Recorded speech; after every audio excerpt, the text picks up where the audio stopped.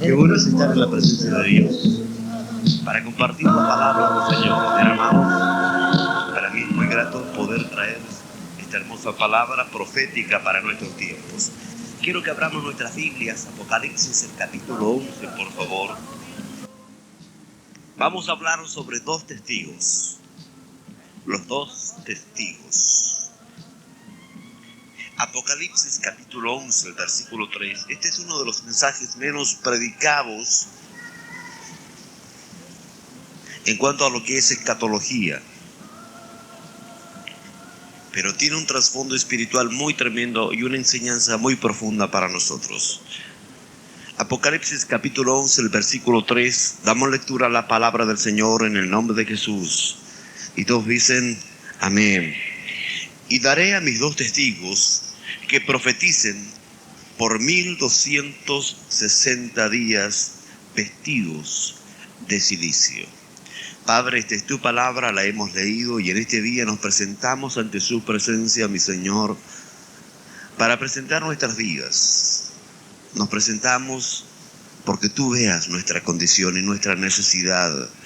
Y no solo nuestra necesidad, sino la necesidad de cada uno de aquellos tus hijos que necesitan escuchar esta palabra, Dios, que necesitan oír este mensaje, que necesitan que sus ojos sean abiertos, que sus mentes sean, Señor, abiertas, para que tu palabra sea revelada en sus corazones y para que puedan ser libres por esta palabra de verdad. En el nombre de Jesús oramos, Padre, y te damos gracias. Amén y amén. ¿Puede usted sentarse, hermanos?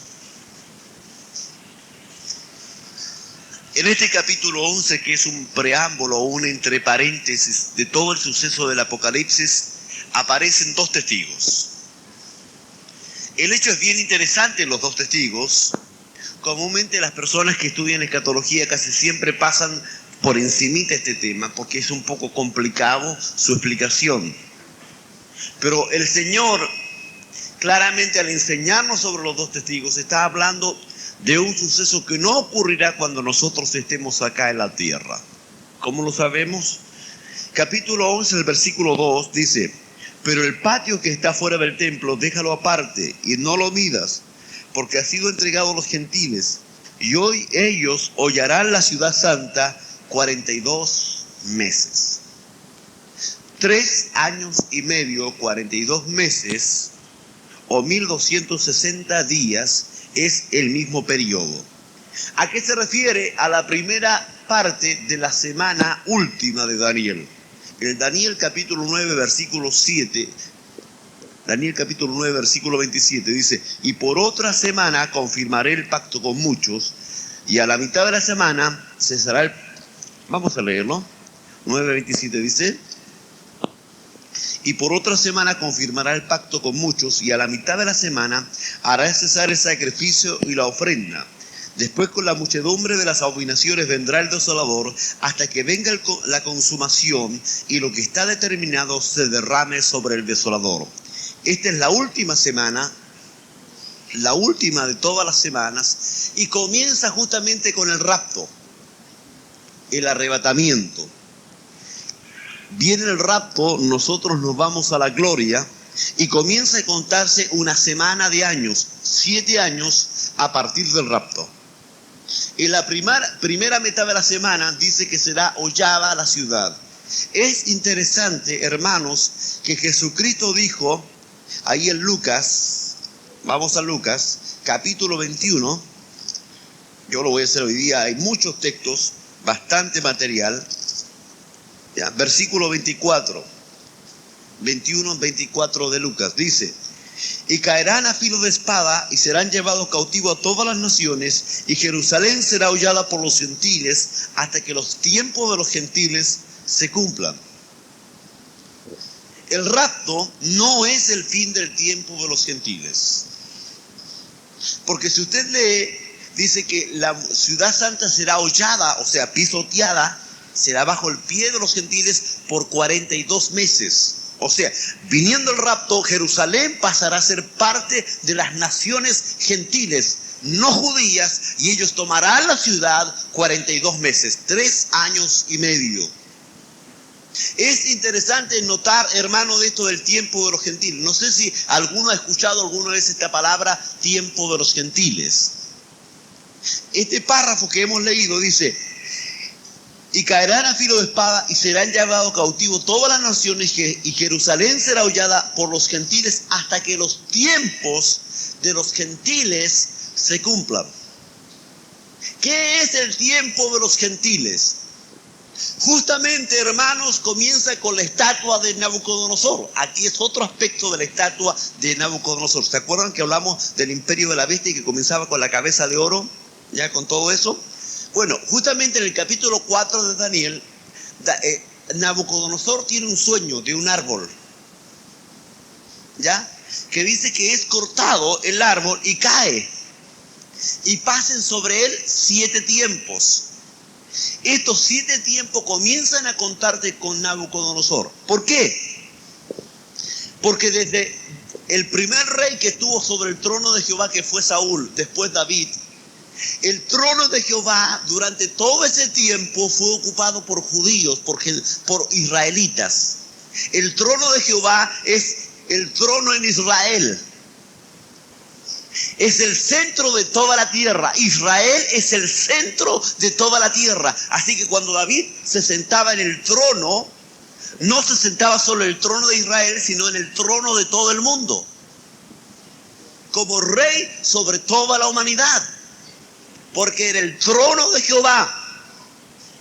Desde David, toda la sucesión de reyes hasta Sedequías, el último rey, fueron solamente judíos o israelitas los que se sentaron sobre el trono de Israel. El primer gentil que se sentó sobre el trono de Israel fue Nabucodonosor. O sea que el reino de Dios en la tierra, que estaba en manos de Israel, pasó a manos gentiles. Desde el año 607 antes de Cristo, que fue cuando Sedequías murió y Nabucodonosor tomó el lugar. Es interesante, yo de repente veo a los hermanos que leen la Biblia y de repente no interpretan bien lo que la Biblia menciona. Quiero que abra su Biblia, por favor, capítulo 2, versículo 37 de Daniel. Ahí va a notar cómo Nabucodonosor se sienta sobre el trono de toda la tierra. El trono de toda la tierra. Veámoslo. Dice: y tú, oh rey, es rey de reyes. Este rey de reyes, ¿a qué le corresponde? A Jesucristo. Pero Jesucristo no puede ocupar el lugar del trono de David, que le corresponde por herencia. ¿Se acuerda cuando Jesucristo estaba en la tierra? Le llamaban: Jesús, hijo de David, ten misericordia de mí. Esto lo hizo el ciego Bartimeo, porque Jesús era el heredero del trono de David. Por eso David era el rey de reyes y Cristo era el rey de reyes, sucesor del trono de David.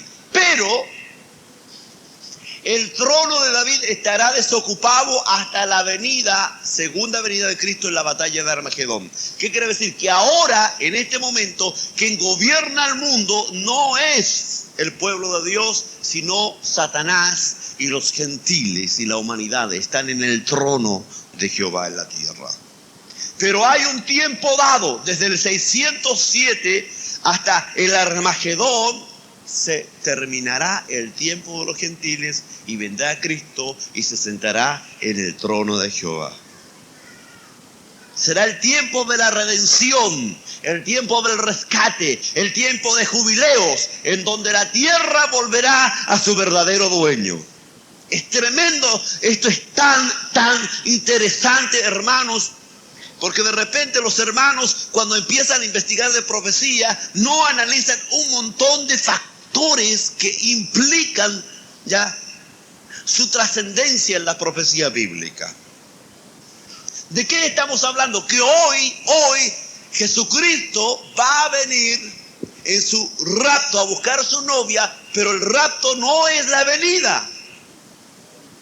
La venida es la segunda, cuando venga en la batalla de Armagedón, cuando ponga su pie en el monte de los olivos y el monte de los olivos se abra de un lado a otro y Cristo establezca el milenio, el reino de Dios sobre la tierra. Pero hasta ese momento, Jerusalén será hollada por los gentiles. Jerusalén, aunque hoy es propiedad de Israel, todavía no es libre de gentiles. Hay de todas las naciones del mundo viviendo en Jerusalén. Bien, cuando comienza la primera semana, dice la Escritura que Dios dará a sus dos testigos. ¿Quiénes son estos dos testigos? El profeta Zacarías tiene una visión, por favor, capítulo 4 de Zacarías. Yo le dije que hoy hay muchos párrafos, hay una cantidad enorme de párrafos. Capítulo 4 de Zacarías, ahí nos habla la primera vez de los dos testigos. Por favor, usted va a ver ahí, versículo 2 en adelante, y me dijo, ¿qué ves? Y respondí, he mirado y aquí un candelabro todo de oro con un depósito encima y sus 7 lámparas encima del candelabro y 7 tubos para las lámparas que estaban encima de él. Y junto a él 2 olivos, el uno a la derecha del depósito y el otro a la izquierda. Bien, aquí comienza a hablarle de los dos testigos. Y el versículo 12 dice, hablé aún de nuevo y le dije, ¿qué significan las 2 ramas de olivo que por medio de sus tubos de oro vierten de sí aceite como de oro? Y me respondió diciendo, ¿no sabes qué es esto? Y dije, Señor mío, no. Y él dijo, estos son los 2 ungidos que están delante del Señor de toda la tierra. 2 ungidos. Zacarías, el profeta, ve a estos 2 testigos. ¿Quiénes son? ¿Por qué son testigos? ¿De qué son testigos? Hay algunos que se llaman testigos, pero no son testigos. Hay solo 2 testigos de la gloria de Dios. Aleluya. No solo de qué son testigos. El capítulo 17 de Mateo aparecen los nombres de los 2 testigos. No sé si a usted le interesa esto, pero a mí cuando yo empiezo la profecía me repleta, me llena. Me interesa tanto investigar esto. Dice, por favor, versículo 3. Y he aquí les aparecieron Moisés y Elías hablando con él.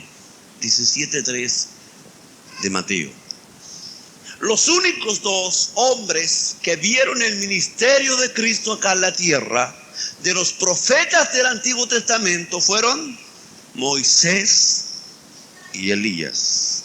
Ahora es interesante que Moisés y Elías tienen las mismas, cualidades que estos seres, estos 2 testigos. Dice, si alguno quiere dañarlos, sale fuego de la boca de ellos y devora a sus enemigos. ¿Se acuerdan cuando Elías dice, si soy siervo de Dios, que caiga fuego del cielo y los consuma?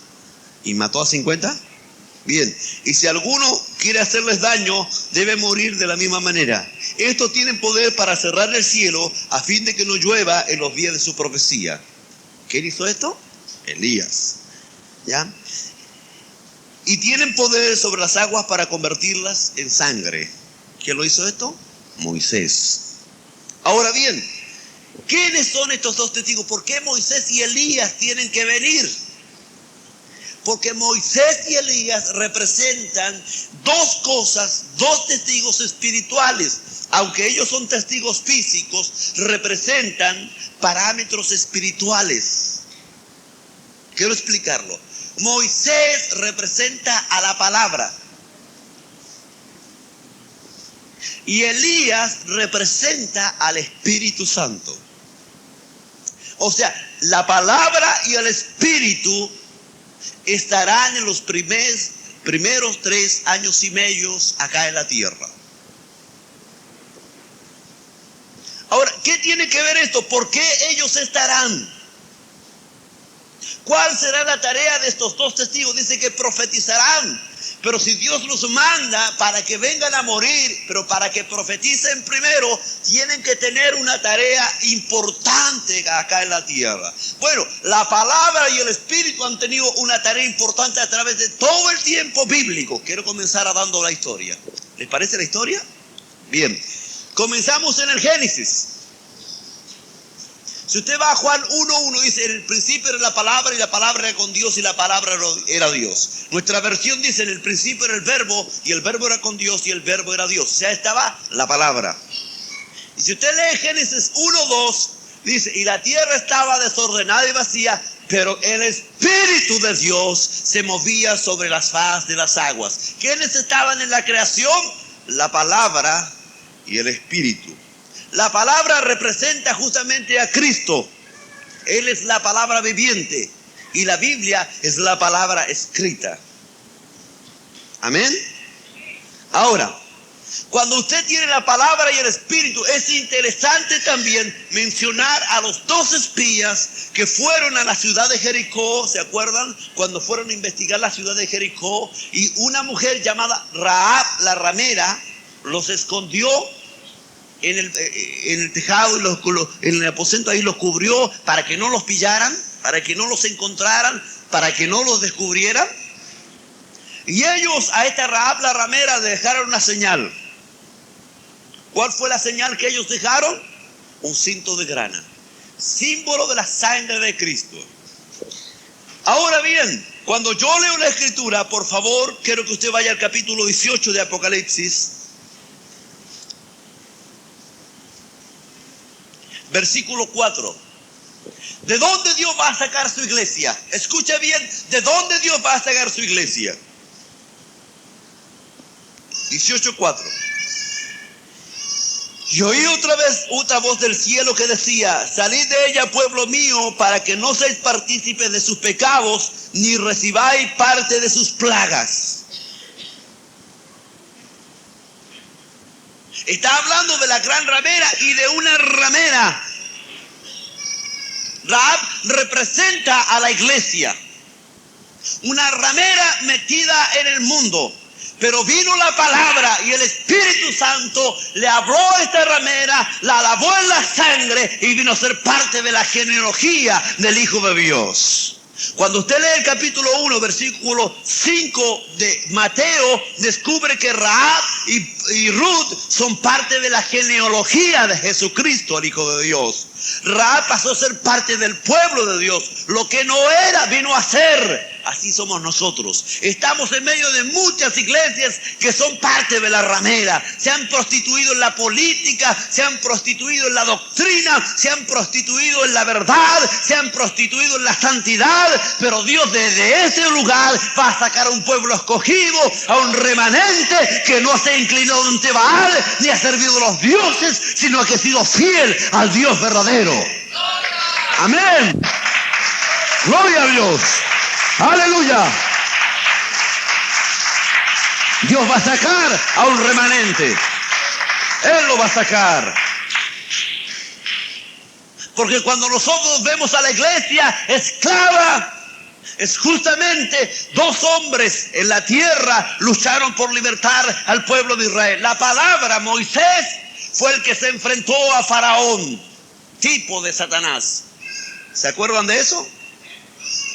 Bien, cuando Moisés fue y llegó a Egipto, hubo un montón de cosas, pero ocurre que Moisés, a través de la mano de Dios sobre él, 10 plagas cayeron sobre Egipto. Israel fue libre y cruzaron el Mar Rojo, tipo de la sangre de Cristo. Escucha bien, por eso es tan importante la sangre de Cristo. El Mar Rojo, tipo de la sangre de Cristo, lo cruzaron los israelitas, y dice la Escritura que detrás venían los carros de Faraón para atrapar a los israelitas. Pero dice que las aguas se juntaron a una, e Israel pasó en seco, pero Faraón y sus ejércitos quedaron destruidos bajo las aguas.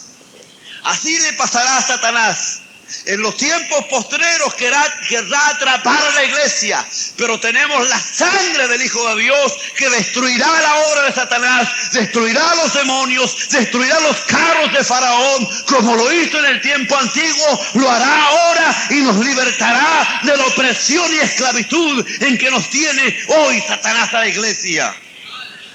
Él nos llevará a la gloria, la palabra nos libertará. No hay otra cosa que pueda libertar tanto al hombre como la palabra de Dios. Hay gente hoy día que no valora la palabra. Hay gente hoy día que no predica la palabra. Hay gente hoy día que desvirtúa lo que Dios ha dicho en su palabra. Pero la Escritura dice claramente: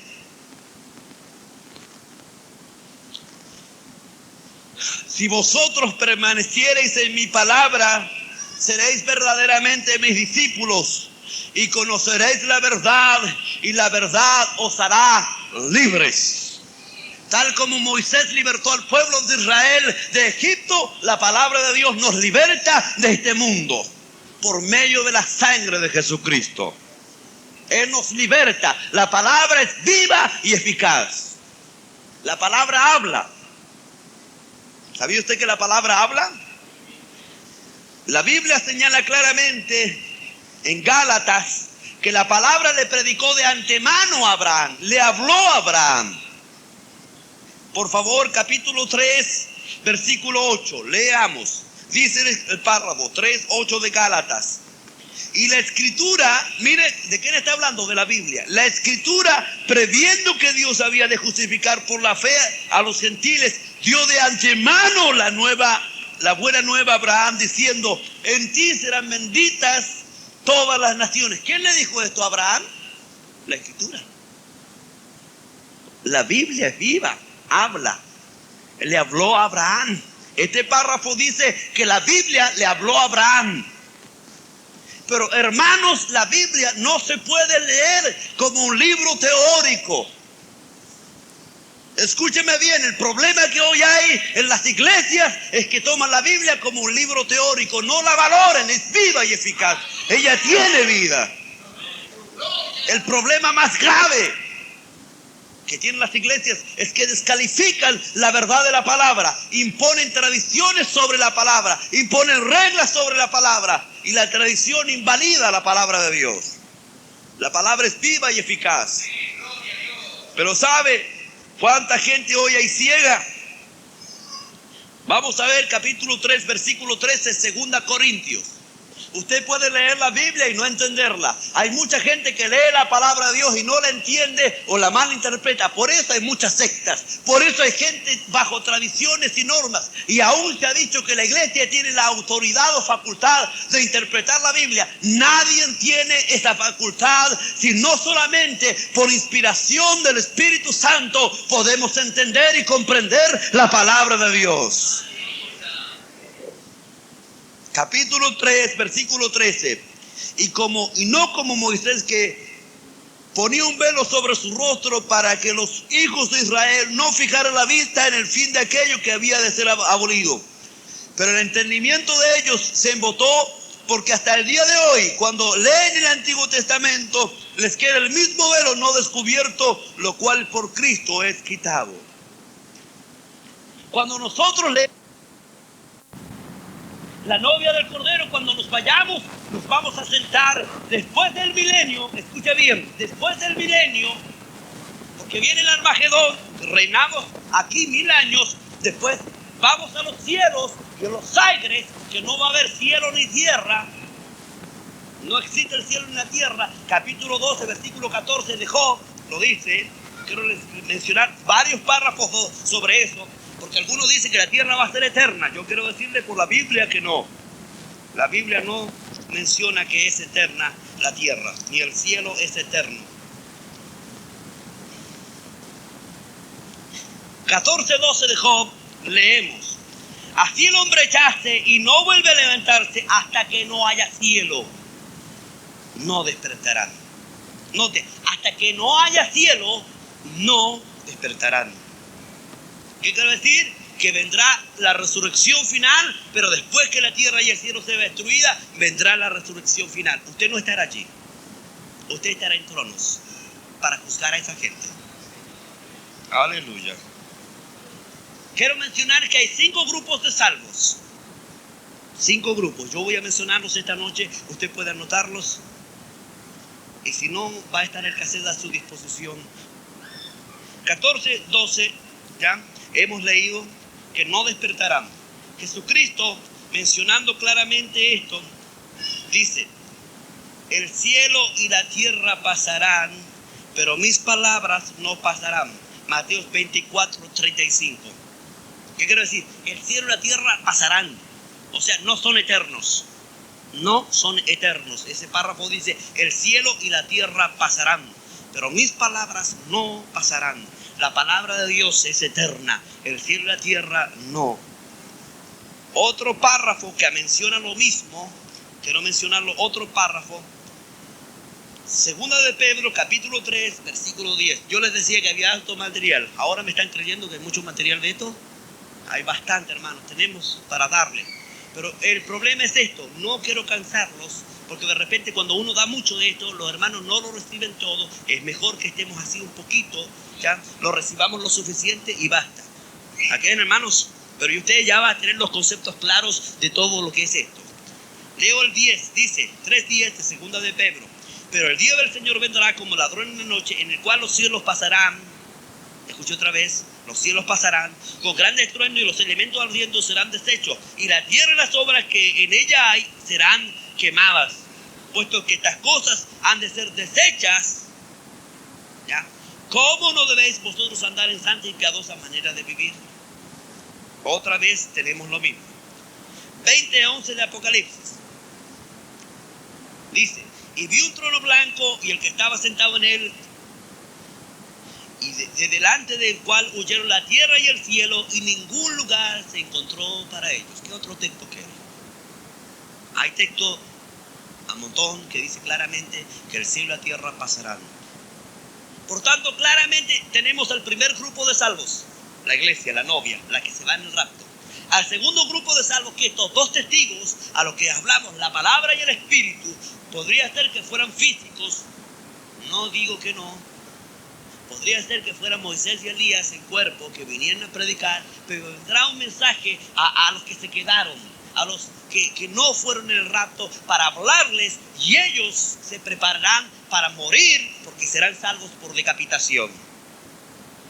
Luego tenemos al tercer grupo de salvos, que son los 144,000.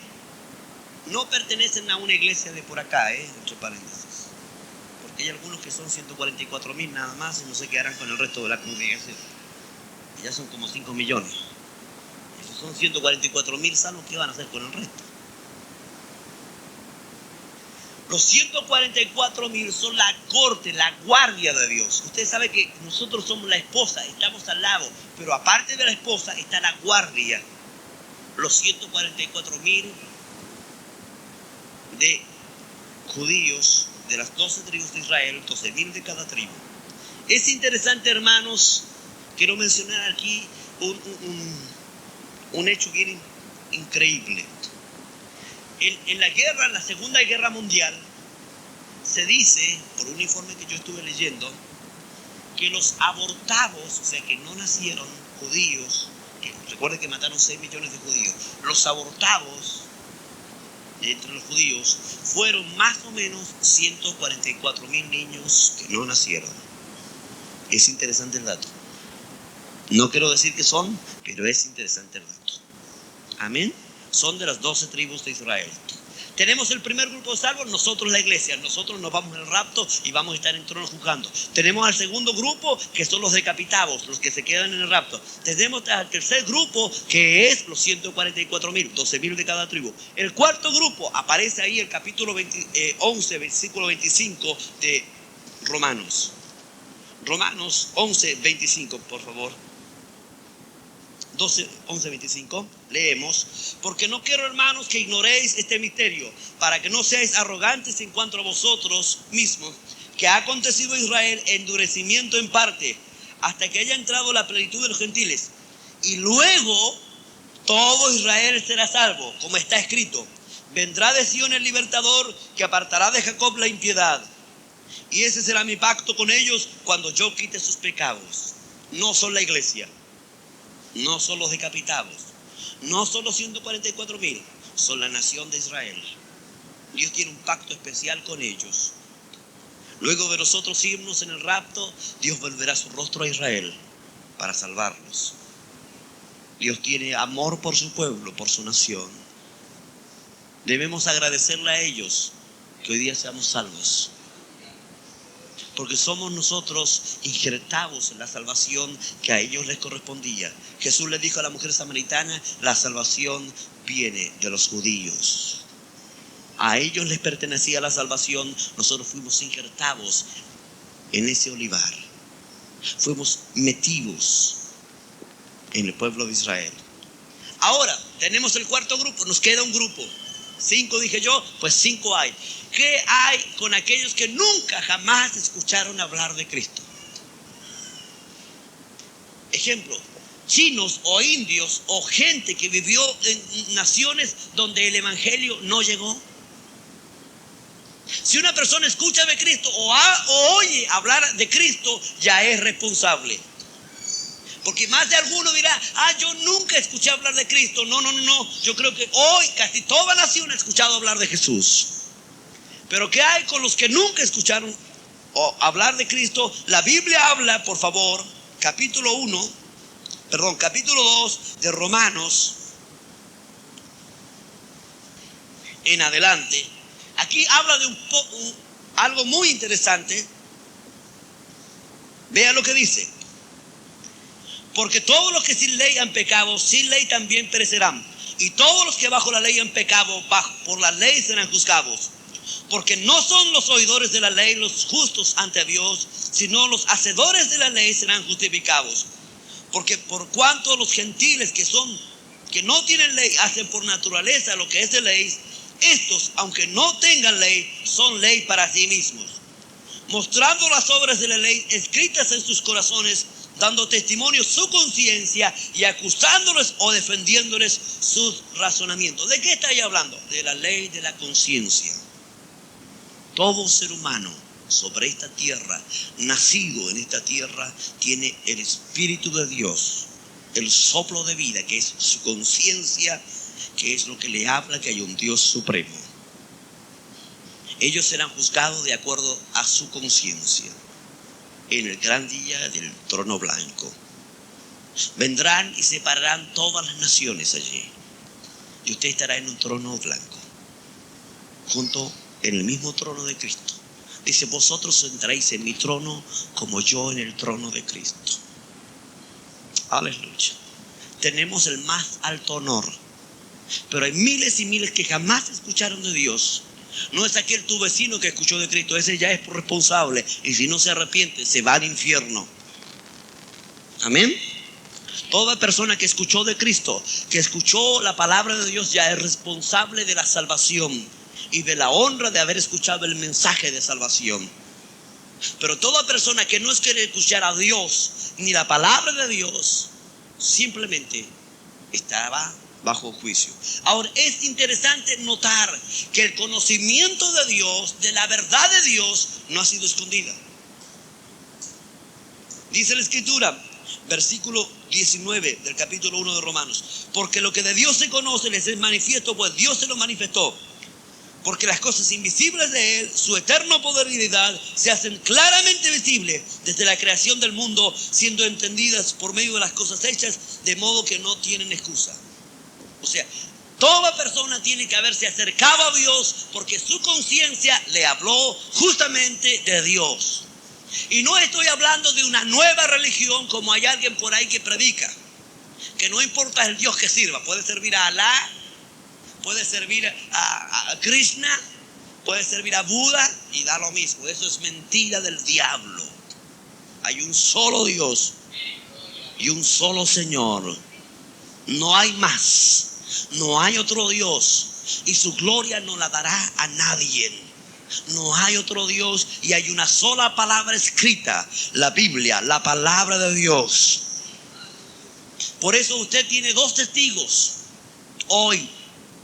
Dos testigos que andan por este mundo buscando a la iglesia, que representan a Moisés, la palabra, y a Elías, el Espíritu Santo. Y yo creo que la palabra y el Espíritu están peleando hoy día contra Satanás y contra la religión falsa. La única que hace verdadera una iglesia y la diferencia de las demás es el Espíritu Santo. Y la única que nos liberta de las trampas de Satanás y del engaño de Satanás es la palabra de Dios. Cuando una iglesia se basa en este libro que yo tengo en mi mano y en la presencia y el poder del Espíritu Santo, es una iglesia que tiene como sello la sangre del Hijo de Dios y que se llama la novia del Cordero. Aleluya. Somos la novia del Cordero. Somos la iglesia de Jesucristo.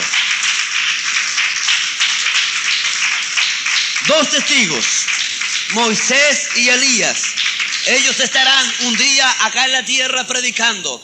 Ellos fueron testigos de la gloria de Dios. No hay gente más privilegiada que ellos dos. Pero hoy nosotros tenemos un privilegio, hermanos. ¿Sabes qué? ¿Cuál es el privilegio? Ser la novia. ¿Quiénes componen la novia? Todos los profetas del Antiguo Testamento componen la novia. Todos los profetas del Antiguo Testamento componen la novia. Efesios capítulo 2, versículo 20 dice, ¿ya?, que somos edificados. Vamos a Efesios capítulo 2, versículo 20.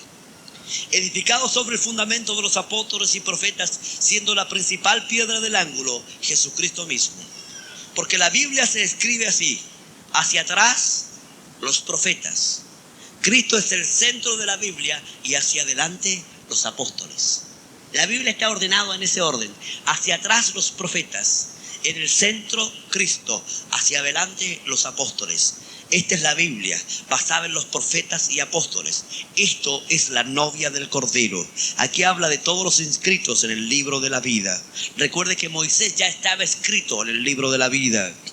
¿Se acuerdan cuando Moisés habló de que si había alguien que borrar, que lo borraran a él? Amén. Abraham ya conocía la ciudad cuyo fundamento y arquitecto es Dios. Así que en la conciencia de los profetas ya estaba la Jerusalén. Ellos se sentían extranjeros y advenedizos acá en la tierra. Así que usted va a poder conocer a Abraham, a Isaac, a Jacob. Va a poder conocer a José, a Josué, a Daniel, a Elías, a David. Yo quiero escuchar a David cantar. Amén. Yo quiero escucharlo cantar. Yo quiero escuchar al cantor. Yo quiero ver a Pablo, aquel flaquito, medio calvo, ya medio ciego, medio enfermo, raquítico, pero poderoso predicador de la palabra, que fue nuestro apóstol, el apóstol de los gentiles. Pero para eso hay que estar firme, iglesia de Cristo. No dejes que se te vaya de ti ni la palabra ni el espíritu.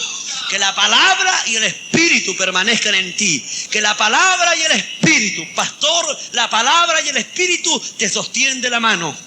Como estaban los dos hombres que sostenían las manos del siervo de Dios y le levantaban, y mientras Moisés tenía las manos en alto, el pueblo prevalecía y vencía. Así el pastor tiene que tener la palabra por un lado y el espíritu por otro, y el pueblo de Dios tendrá victoria sobre victoria y el enemigo será vencido, porque Cristo es nuestra victoria. Aleluya, gloria a Dios, gloria a Dios, aleluya. Alabamos a Dios que nos ha dado esta palabra, hermano. Cuando alguien piensa que solo hablando del Espíritu, dejando la Biblia de lado, hay gente que yo no entiendo entre los pentecostales. Yo soy pentecostal, nacido, bautizado por el Espíritu Santo con la señal de hablar en lenguas a los 16 años. Una vida pentecostal. Pero yo tengo un problema. Quiero escuchar a los pentecostales decir: la Biblia es la palabra de Dios y es viva y eficaz y más cortante que toda espada de doble espíritu. ¿Sabe por qué? Porque cuando hablamos del espíritu debemos reconocer que la Biblia, es la espada del espíritu. No son separables, son indivisibles. son inherentes el uno al otro. El Espíritu inspiró la palabra y la palabra nos habla del Espíritu. El Espíritu quiere guiarnos por la palabra y la palabra nos guía al Espíritu. Ambos completan nuestro crecimiento espiritual. Cuando un hombre y una mujer empiezan a caminar, uno que le falta el Espíritu, tienen pura letra. ¿Sabe? Cuando yo veo esa gente, me doy cuenta de lo que les falta, a los que tienen pura palabra. Es como que usted tuviera un asado. ¿Ha visto a esa gente que hace un asado y no le pusiera fuego? Cuando el fuego comienza a cocinar la carne, uno empieza a sentir el olor de la carne y empieza a abrirse el apetito. Aleluya. Amén. Así es el Espíritu, nos abre el apetito por la carne de la palabra. Porque si no, esta carne es cruda. Sin el Espíritu Santo es carne cruda, es pan crudo, es alimento crudo. Es el fuego del Espíritu que cocina la palabra y nos trae el aroma vivo de la palabra. Y yo puedo sentir el aroma exquisito de esta palabra y disfrutarla, porque el Espíritu Santo la hace real para mí.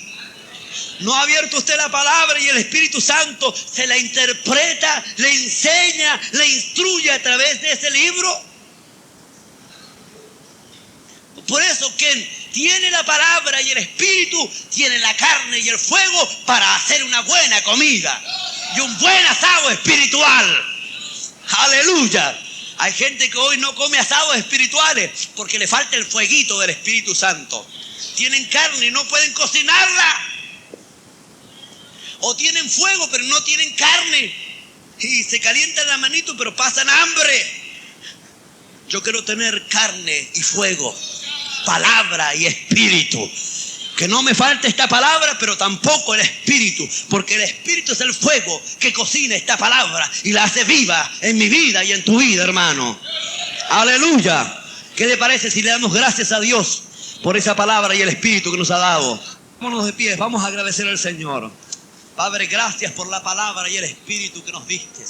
Gracias porque esta palabra, Señor, se hace viva en nosotros por el Espíritu Santo. Te alabamos y te bendecimos, Señor. Te alabamos y te bendecimos, Dios. Te glorificamos, Padre. El sol se está oscureciendo.